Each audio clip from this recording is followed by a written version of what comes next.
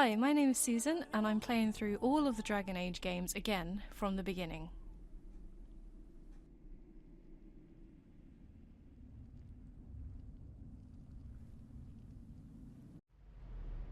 It has been 4 centuries since that victory, and we have kept our vigil. We have watched and waited for the dark... The prologue of Dragon Age Origin sets up the danger of the Darkspawn threat that approaches, but it also sets Duncan up as a total badass. We are few now, and our warnings have been ignored for too long. He kills a Darkspawn with a sword before kicking another off a cliff, only to walk away while informing us of the danger that he has seen with his very own eyes, cementing the tone of impending doom that will permeate throughout the game. It may even be too late, for I have seen with my own eyes what lies on the horizon. Maker, help us all.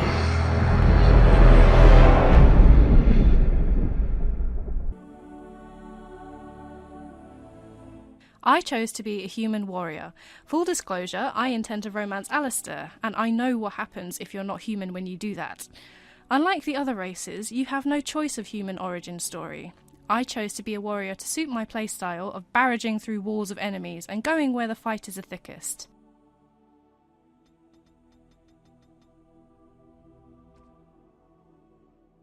My character is a member of the Cousland family, or at least what's left of it, because from the moment you have a sweet goodbye with your family, apart from your unintentionally creepy little wooden expressionless nephew, from the way your father just keeps saying that everything is going to be fine, to the way that our Hal just looks so damn suspicious, all of these are familiar tropes that point towards everything going to hell.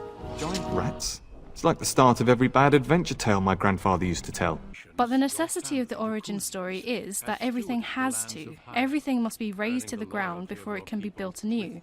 This one starts with being woken up by your dog barking, then the discovery of the bodies of your sister-in-law and nephew, and your mother teaming up with you to fight your way through your own home because, lo and behold, that sneaky bastard Hal is ruining everything. I'll cut his lying throat myself. And then we reach the inevitable conclusion, which is no less devastating, even considering the brief amount of time you've known the family. Right. Wondering when you would get here.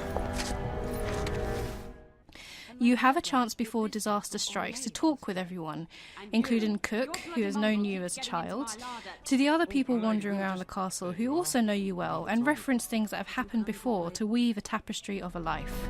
Well, I'm glad some of my lessons don't disappear into that yawning chasm between your ears, young lady. The end of that charmed life has to hit you hard, and it does. Your father calls you Pup, which you know is the name he's probably used just for you since birth. Your mother makes the choice to stay behind and cover your escape and die with her husband, and there is nothing left to do except to survive, to go on with Duncan and leave the shattered remnants of your life behind.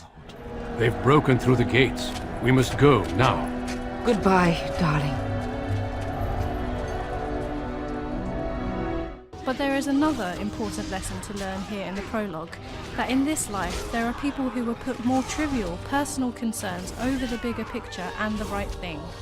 Our Hal is cold and opportunistic, taking advantage of a situation for his own personal gain. Something that the Warden must learn to do is to rise above this, to see beyond and to fight a danger far greater than any petty concern such as wealth or political power. In the context of this origin story in particular, the Warden is urged to put all thoughts of revenge aside. From the start, a huge burden is placed upon her shoulders, and yet she has the strong motivation of family.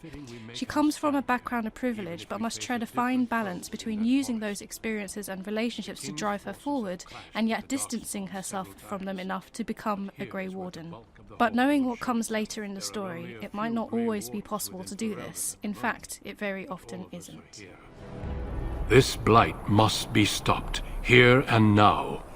If it spreads to the north, Ferelden will fall.